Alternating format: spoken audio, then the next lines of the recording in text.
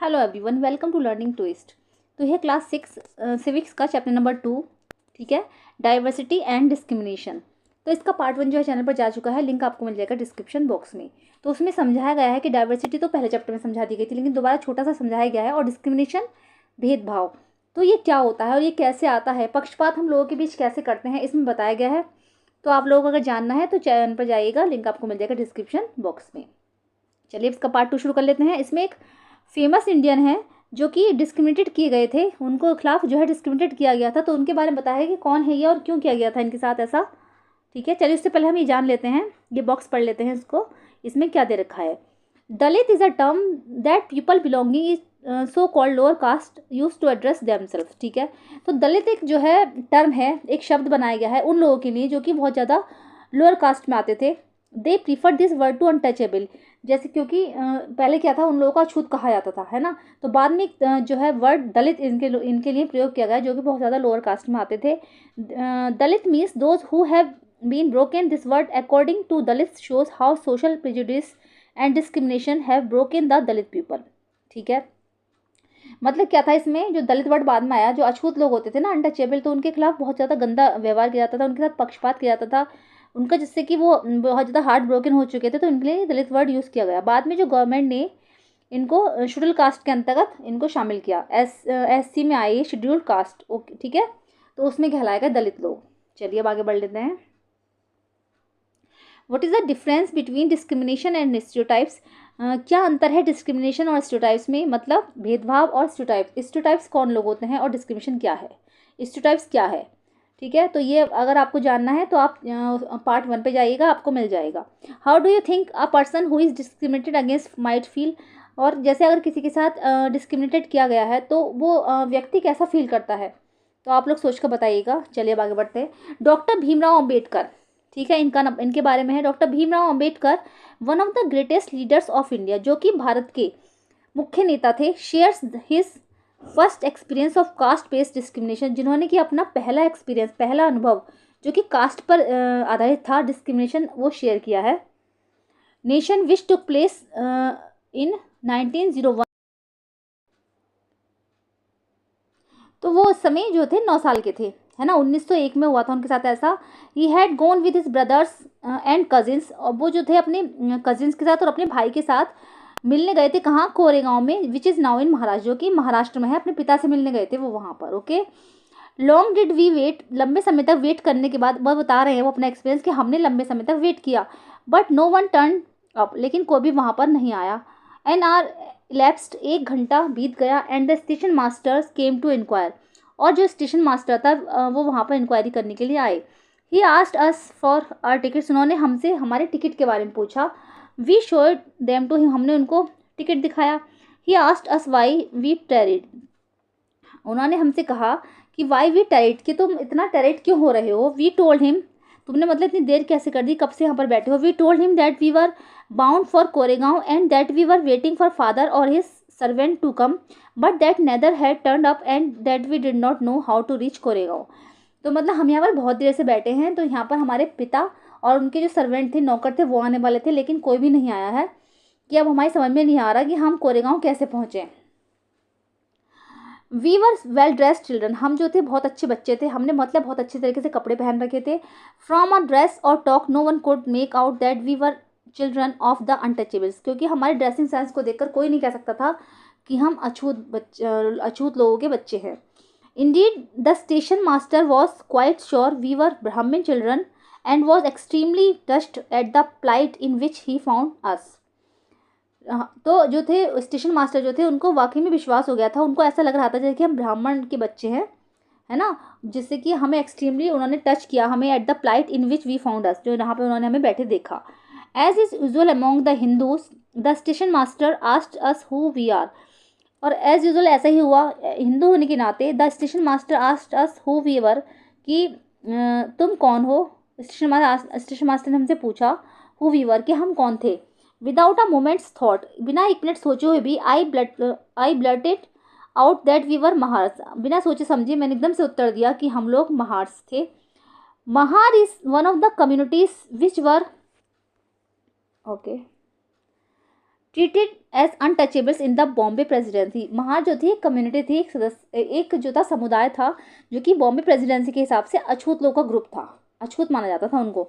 He was stunned, वो एकदम से स्टंट हो गए, एकदम से उनका मुंह खुला का खुला रह गया। हिज फेस जो था अंडरवेंट अ सडन चेंज, उनके फेस पर जो थे एक अलग ही जो एक्सप्रेशन थे सॉरी, वो चेंज हो गए। We could see that he was overpowered by a strange feeling of रिवल्सन।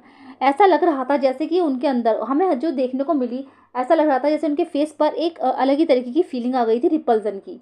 ठीक है, मतलब वो कांप रहे थे कि उन्हें ये लग रहा था कि अछूत बच्चे हैं ये। As soon as he heard my reply he went away to his room and we stood where we were। ठीक है, जैसे ही उन्होंने जो है हमारे बारे में सुना कि हम महार के बच्चे हैं, तो उन्होंने क्या करा, वो उन्होंने मतलब हमारा आंसर देख सुनकर वो तुरंत ही अपने रूम में चले गए। And we stood where we were, और हम जहाँ थे वहीं पर खड़े रह गए। 15 to 20 मिनट्स लैप्स्ड, 15 से 20 मिनट जो थे बीत चुके थे। The sun was almost setting, सूरज बिल्कुल छिप चुका था। Our father had no turn up nor had to be sent his servant, हमारे पिता वहाँ पर नहीं आए, ना ही उनका कोई नौकर वहाँ आया। And now the station master had also left अस, और जो अब जो थे स्टेशन मास्टर जो थे वो भी हमें छोड़ने वाले थे। We were quite bewildered, and the joy and happiness which we felt at the beginning of the journey gave way to a feeling of extreme sadness। और जो हमारे चेहरे पर जो खुशी की लहर थी, खुशी और हर्ष था, वो सब अब जो है दुख में बदल चुका था। जो हमें यात्रा के शुरू में था जो हमारे चेहरे पर, वो सब कुछ अब दुख में बदल चुका था। After half an hour the station master return and asked us what we propose to do. Station master दोबारा लौटे एंड आस्क्ड अस, और उन्होंने हमसे पूछा कि अब क्या करना है। We said that if we could get a bullock cart on hire we would go to Koregaon. तो हमने उनसे कहा कि अगर हमें एक बुलक कार्ट या फिर बैलगाड़ी एक हायर कर दी जाए, मतलब पैसों से उनको हायर कर लेंगे, तो हम कोरेगांव जा सकते थे। And if it was not very far we would like to start straight way, और अगर ये ज़्यादा दूर नहीं होता तो हम पैदल ही चले जाते। There were many bullock carts plying for hire, वहाँ पर बहुत सारी बैलगाड़ियाँ थी हायर करने के लिए। But my reply to the station master that we were Mahars had gone round among the cartmen and not one of them was prepared to suffer being polluted and to demean himself carrying passengers of the untouchable classes।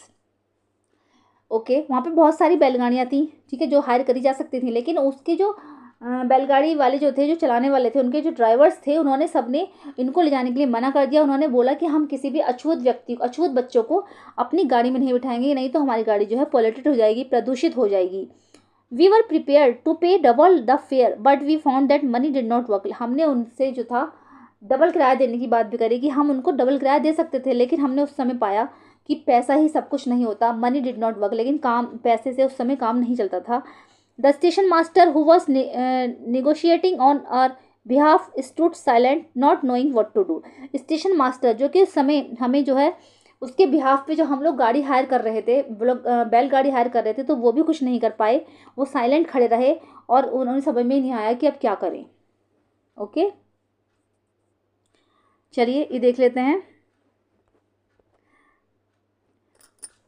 Doctor Bhimrao Ambedkar 1891 से 1956 में इनकी death हुई थी और 1891 में इनका जन्म हुआ था। Is considered the father of the Indian constitution and is also the best known leader of the Dalits. ठीक है, जो कि दलितों के लिए बहुत ज़्यादा जाने जाते हैं, है ना, दलितों के लिए इन्होंने दलितों के लिए बहुत सारे रूल्स बनाए थे। और जो सबसे बड़ी बात, ये जो थे father of the Indian constitution थे, हमारे संविधान के जनक थे, इन्होंने ही भारतीय संविधान लिखा था। ठीक है, doctor Bhimrao Ambedkar. Doctor Ambedkar fought for the rights of the Dalit community, दलित समुदाय के लिए इन्होंने बहुत इनके अगेंस्ट जो है बहुत सारी लड़ाइयाँ लड़ी, नहीं दूसरे लोगों के अगेंस्ट लड़ाइयाँ लड़ी, उन्होंने उनके लिए बहुत सारे राइट्स के लिए लड़ाइयाँ लड़ी। He was born into the Mahar caste, वो एक महार कास्ट में पैदा हुए थे, विच वॉज कंसिडर्ड अनटचेबल, जो कि अनटचेबल जानी जाती थी, अछूत थी। The Mahars were poor, own no land and children born to them also had to do the work their parents did. Mahar जो थे वो गरीब थे, उनके पास ना कोई ज़मीन थी, एंड चिल्ड्रन, और जो बच्चे थे वो वही काम करते थे जो उनके पेरेंट्स ने किया था। They lived in spaces outside the main village and were not allowed into the village, उनको जो है गाँव से बाहर रखा जाता था और उनको जो मेन विलेज में भी आने नहीं दिया जाता था।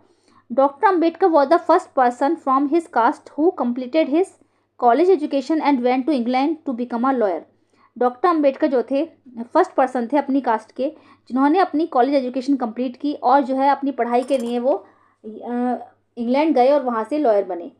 ही encouraged Dalits to send their children to school and college. उन्होंने जो दलितों को एनकरेज किया कि अपने बच्चों को वो लोग स्कूल भेजें, कॉलेजेस भेजें।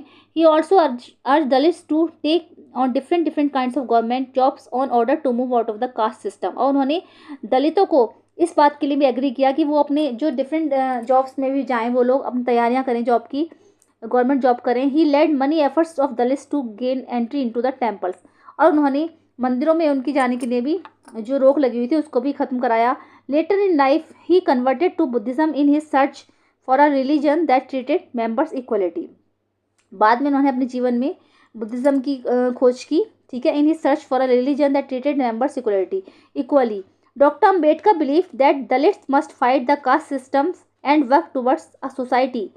उनको विश्वास था, डॉक्टर अम्बेडकर को विश्वास था कि दलित जो हैं वो कास्ट सिस्टम के लिए लड़ेंगे एंड वर्क टुवर्ड्स, और साथ साथ मिलकर अपनी सोसाइटी के लिए काम करेंगे। Respect not just for a few but for all persons, ठीक है। उनका ऐसा नहीं था कि कुछ ही लोगों की वो रेस्पेक्ट करें, बल्कि सभी लोगों के लिए उनका समान आदर हो, इस तरीके से उनका कहना था, ठीक है। Doctor B R Ambedkar writings and speeches volume 12 edited Vasant Mohan, Bombay education department, government of Maharashtra. Okay,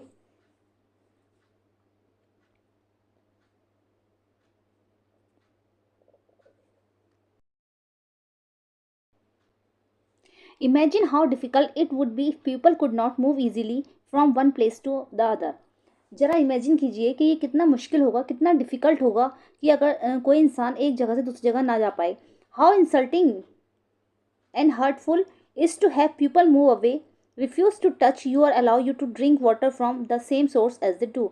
और ये कितना इंसल्टिंग है और कितना ये हर्टफुल है, कितना इससे हमारे दिल को धक्का लगता है कि लोगों को एक स्थान से दूसरे स्थान तक जाने, जैसे अम्बेडकर की कहानी थी, डॉक्टर अम्बेडकर की, तो उसमें ये बताया गया है कि उनको बैलगाड़ी तक में नहीं ले जाया गया था, जिससे कि वो लोग कहते थे, जो ड्राइवर था बैलगाड़ी का वो बोल रहा था कि हमारी गाड़ी प्रदूषित हो जाएगी। तो कितना हर्टफुल रहा होगा उनके लिए ये। और जैसे कि उनको उस स्थान से पानी भी भरने नहीं दिया जाता था जहाँ से सेम लोग भरते थे, जो और लोग भरते थे, तो उस जगह से ना दिया जाए, तो कितना ये हर्टफुल होगा। ओके, तो कहानी को सोचकर कहा इमेजिन करके आप लोग देखिए कि कितना मुश्किल रहा होगा। स्ट्राइविंग फॉर इक्वलिटी, ठीक है, striving for equality, equality means होता है समानता, समानता के लिए संघर्ष। The struggle for freedom from British rule also included within it the struggle of large groups of people who not only fought against the British but also fought to be treated more equally। जो स्वतंत्रता के लिए हमारा संघर्ष हुआ था British सरकार से, तो वो केवल इसलिए नहीं था, जो एक बहुत बड़े लोगों का ग्रुप था उन्होंने जो संघर्ष किया, तो ये केवल इसलिए नहीं था कि हमें स्वतंत्रता चाहिए थी, बल्कि इसलिए भी था कि सबको एक समान अधिकार मिले, इक्वली, जो सबको इक्वली ट्रीटेड किया जाए। Dalits, women, tribals and peasants fought against the inequalities they experienced in their lives। Dalits जो एससी लोग होते हैं, शेड्यूल कास्ट, वो वुमेन, औरतें, औरतों को भी समान अधिकार प्राप्त नहीं थे, क्योंकि औरतों को भी ना ज़्यादा कहीं जाने आने की इजाज़त नहीं थी, वो हर काम वो नहीं कर सकती थी जो कि जो पुरुष करते थे। ट्राइबल्स, ट्राइबल्स के बारे में मैंने भी बताया था, ट्राइबल्स जो होती हैं वो पिछड़ी जनजातियाँ होती हैं जो मेन स्ट्रीम से अलग होती हैं। एंड पीजेंट्स, पीजेंट्स का मतलब ये हो गया जैसे कि जो श्रमिक लोग होते हैं, जो दूसरे के खेतों वगैरह में काम करते हैं। फाउट अगेंस्ट द इनइक्वलिटीज़, वो सब जो थे असमानता के लिए लड़े। दे एक्सपीरियंस इन देयर लाइफ, जो कि उन्होंने जो अपनी लाइफ में जो एक्सपीरियंस थे उनके, जो उन्होंने अनुभव थे उनकी लाइफ में, उसके लिए वो असमानता के लिए लड़े। एज पॉइंटेड आउट अर्लियर, जैसा कि पहले बताया गया है, पॉइंट आउट किया गया है, many Dalits organise themselves to gain entry into the temples. बहुत सारे जो दलित थे, है ना, उनको मंदिर में जाने का लाभ नहीं मिल पाता था। Women demanded that they should have as much a right to, उन्होंने मतलब मंदिरों में जाने की अनुमति के लिए फाइट की। वुमेन डिमांड, वुमेन्स की डिमांड थी, औरतों की डिमांड थी कि they should have as much a right to, उनको, ओके, देखो, women at a really demanding their rights, ये जो वुमेन्स हैं सारी अपने अधिकारों के लिए लड़ रही हैं, ये वो निकाल रही हैं, प्रदर्शन कर रही हैं, इस तरीके से ये सारी जो वुमेन्स हैं अपने अधिकार पाना चाहती हैं। इनका अधिकार ये था कि उनको एजुकेशन मिले, मेंस की तरह ही, एजुकेशन एज मैन डिड, जैसे कि आदमी करता है वैसे एजुकेशन इनको मिले। Peasants and tribals fought to release themselves from the grasp of the moneylender and the high interest they were charged। और पीजेंट्स जो थे, जो श्रमिक थे, जो खेतों में काम करते थे, जो बड़े बड़े ज़मींदार होते थे उनके खेतों में काम करते थे, और जो ट्राइबल्स थे जो पिछड़ी जनजाति के लोग थे वो इसलिए लड़े क्योंकि वो जो थे ग्रास्प मीन्स होता है चंगुल, वो मनी लेंडर जमींदारों के चंगुल से आज़ाद होना चाहते थे। And the high interest their charge, और जो कि वो हाई इंटरेस्ट जो वो चार्ज करते थे उससे वो आज़ाद होना चाहते थे। When India become a nation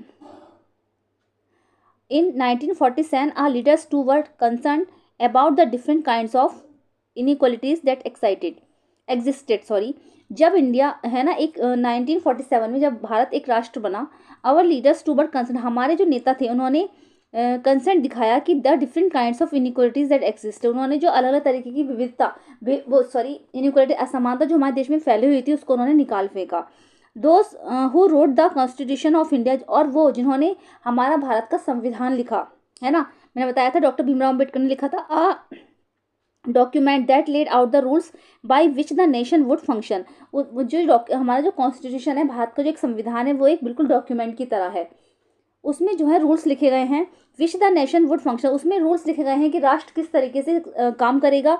were aware of the ways in which discrimination had been practised in our society and how people had struggle against this, कि कैसे संविधान में लिखा गया है कैसे लोगों ने डिस्क्रिमिनेशन के खिलाफ डिस्क्रिमिनेशन में प्रैक्टिस किया, अपनी सोसाइटी में जो डिस्क्रिमिनेशन फैला हुआ था, जो भेदभाव फैला हुआ था, उन्होंने उसको कैसे उसके खिलाफ जो क्या क्या रूल्स पारित हुए हैं। And how people had struggle against this, और कैसे लोगों ने इसके विरुद्ध स्ट्रगल किया। Many leaders of these struggles such as doctor Ambedkar had also fought for the rights of the Dalits, बहुत सारे लीडर्स ने ये काम किया, बहुत सारे नेताओं ने ये काम किया, लेकिन इसमें जो मेन नाम आता है उनका आता है डॉक्टर अम्बेडकर, जो कि दलितों के अधिकारों के लिए लड़े।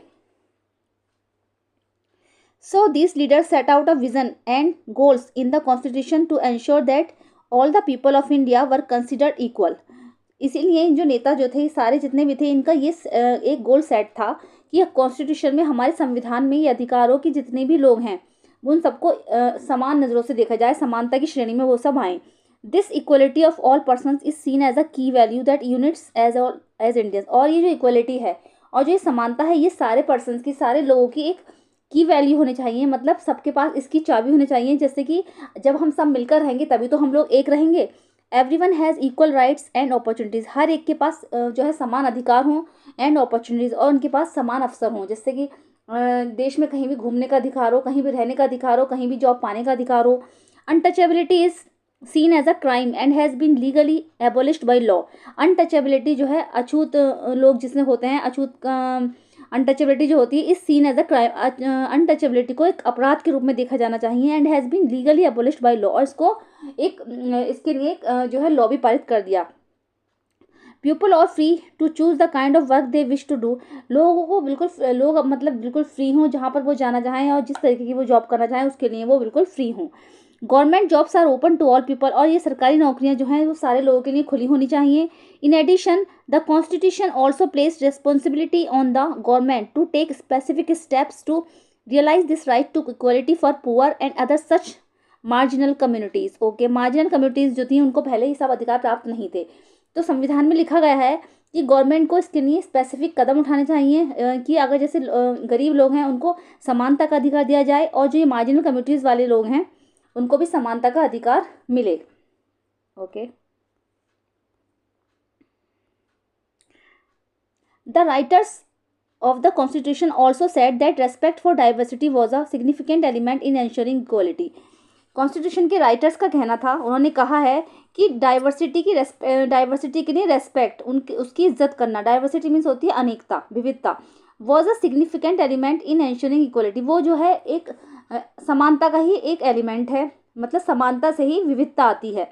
दे felt that people must have the freedom to follow their religion, speak their language, celebrate their festivals and express themself freely. उनका कहना था, वो महसूस करते थे कि जो लोग होते हैं, जो freedom to follow their religion, कि वो चाहे किसी भी धर्म से हों, वो अपनी स्वतंत्रता को महसूस करें, कोई सी भी वो लैंग्वेज बोल सकते हैं, सेलिब्रेट देयर फेस्टिवल, कोई भी फेस्टिवल्स वो सेलिब्रेट कर सकें, एंड एक्सप्रेस देमसेल्फ फ्रीली, और अपने आप को वो स्वतंत्र होकर घूम सकें, मतलब एक्सप्रेस देमसेल्फ फ्रीली, अपने आप को स्वतंत्र महसूस कर सकें। They said that no one language, religion or festival should become compulsory for all to follow. उन्होंने कहा कि ऐसा कोई भी लैंग्वेज, ऐसी कोई भी भाषा, कोई धर्म या कोई फेस्टिवल ऐसा नहीं होना चाहिए जो कि किसी के लिए कंपलसरी हो, मतलब सभी धर्मों के लोग सब तरीके के फेस्टिवल्स मना सकें। They said that the government must treat all religions equally. उनका कहना था कि गवर्नमेंट को, जो सरकार को, इन सारे धर्मों को जो है इक्वली ट्रीट करना चाहिए, सभी को समान समझना चाहिए। ठीक है, तो ये some of the members who wrote the constitution of India, ये इंडिया के कुछ मेंबर्स हैं जिन्होंने इंडिया का कॉन्स्टिट्यूशन लिखा है। Therefore, India become a secular country where people of different religions and faiths have the freedom to practice and follow their religion without any fear of discrimination. Therefore, इसीलिए India become a secular country, इसीलिए जो India है, हमारा जो देश है, वो एक धर्म निरपेक्ष देश बन चुका है, वेयर पीपल ऑफ, जहाँ पर जो अलग अलग धर्मों के लोग रहते हैं, and faiths have the freedom to practise and follow their religion, और जहाँ पर वो स्वतंत्रता की अपनी प्रैक्टिस करते हैं, खुशी खुशी रहते हैं और जो है अपने धर्म को फॉलो करते हैं, without any fear of discrimination, बिना किसी डर और भेदभाव के। कहते हैं ना, इंडिया धर्मनिरपेक्ष राज्य है क्योंकि इंडिया में सभी धर्मों के लोग रहते हैं। जैसे और लोग हैं, जैसे पाकिस्तान वगैरह हैं या और भी देश हैं, तो उसमें अधिकतर मोहम्मदस मिलेंगे, लेकिन इंडिया में अलग अलग धर्मों के लोग हैं। तो ये एक धर्मनिरपेक्ष राज्य बना क्योंकि यहाँ पर जो लोग थे बिना किसी डर के और बिना किसी डिस्क्रिमिनेशन के, भेदभाव के आराम से रह सके। This is seen as an important element of our unity, जो कि हमारी एकता के लिए बहुत ही इंपॉर्टेंट एलिमेंट साबित हुआ, एक ही महत्वपूर्ण तत्व साबित हुआ। That we all live together and respect one another, जिससे कि हम जो है एक साथ रह सकें और एक दूसरे की इज्जत कर सकें, एक दूसरे का रेस्पेक्ट कर सकें। Okay, though this ideals are enshrined in our constitution, जबकि ये जो सारे विचार हैं ये हमारे कॉन्स्टिट्यूशन में एनश्राइंड है, चमकते रहते हैं। This chapter points out that inequalities exist even today, इस सारे जो संविधान में हमारे लिखे गए हैं, फिर भी आज भी जो है हमारे देश में असमानता बनी हुई है। Equality is a value that we have to keep striving for and not something which will happen automatically, और ये समानता है ना, ये संघर्ष करने से ही हमें मिलेगी, for not something which will happen automatically, क्योंकि ये ऑटोमेटिकली हमें नहीं मिल सकती है। People's struggles and positive actions by the government are necessary to make this a reality for all Indians. People's struggles, लोगों का संघर्ष, और and positive action by the government, और सरकार द्वारा चलाए गए positive actions, are necessary to make this a reality for all Indians, ये सब जो है सभी भारतीयों की एक नेसेसरी, एक आवश्यकता होनी चाहिए। ओके, चलिए अब ये जो संविधान है हमारा, उसका ये फर्स्ट पेज है, फर्स्ट पेज रखा है प्रीएम्बल। प्रीएम्बल का मतलब है उसका पहला पेज रखा है, तो मैं जल्दी में पढ़ दूंगी। ठीक है, कॉन्स्टिट्यूशन ऑफ इंडिया इस तरीके से है, तो जैसे लिख रहा है ना, ये थोड़ा सा ब्लर है। We, the people of India, having solemnly resolved to constitute India into a sovereign, socialist, secular, democratic republic and to secure to all its citizens. तो जस्टिस, पहला है जस्टिस, न्याय, हम सबको सोशल, इकोनॉमिक एंड पॉलिटिकल न्याय मिले। Justice के लिए डिमांड थी। लिबर्टी, सभी को लिबर्टी मिले of thought, expression, belief, faiths and worship. Equality, equality का अधिकार मिले हमको। लिबर्टी मीन्स अधिकार होता है, जैसे कि एक्सप्रेशन, बिलीफ, विश्वास, हमारे फेथ का और वर्शिप का हमें अधिकार मिले। Equality of status and opportunity and to promote among them all, मतलब जो है हमें समानता का अधिकार मिले, हर जगह हम समान समझा जाए हमें। और फ्रेटर्निटी, फ्रेटर्निटी का मतलब है भाईचारा, भाईचारा, हम सभी के साथ भाईचारे के साथ रहें, यूनिटी मिले हमें। ठीक है, assuring the dignity of the individual and the unity and integrity of the nation. ठीक है, राष्ट्र की अखंडता बनाए रखने के लिए हम सब भाईचारे से रहें। तो मतलब उन्होंने जो है कॉन्स्टिट्यूशन में लिखी थी चार चीज़ें कि जस्टिस मिले, लिबर्टी मिले, इक्वलिटी मिले एंड फ्रेटर्निटी मिले। ओके, तो बस ये है, शॉर्ट में इसको समझा दिया गया है। ठीक है, तो आपको चैप्टर अच्छे से समझ में आया होगा। अगर आपको पढ़ना है, ठीक है, तो चैनल पर जाइएगा, लिंक आपको मिल जाएगा डिस्क्रिप्शन बॉक्स में। और पसंद आया है तो लाइक कीजिएगा, और आप अपने फ्रेंड्स या फैमिली के साथ मेरी वीडियो को शेयर कीजिएगा अगर उनको पढ़ाना चाहते हैं या समझाना चाहते हैं। और अगर मेरे चैनल में फर्स्ट टाइम विजिट कर रहे हैं तो सब्सक्राइब कीजिएगा। मिलते हैं नेक्स्ट वीडियो में। Thank you so much.